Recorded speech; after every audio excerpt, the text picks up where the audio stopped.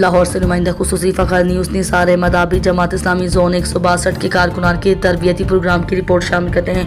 یہ پروگرام مسجد المظفر دی Punjab school town شپ میں منعقد ہوا، جس کا پہلا لیکچر پروفیسر توصیف عزت کا نیکی کا تصور کے نام سے تھا۔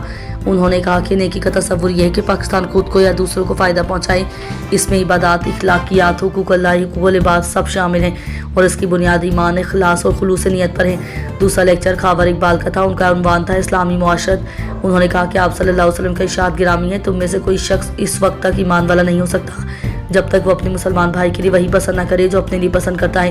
ایک مسلمان دوسرے مسلمان سے ملاقات کرتا ہے تو اس وقت اس کے لیے سلامتی کی دعا کرتا ہے۔ اسٹیج سیکریٹری کے فرائض راؤ محفوظ آسی نے احسن طریقے سے انجام دیے۔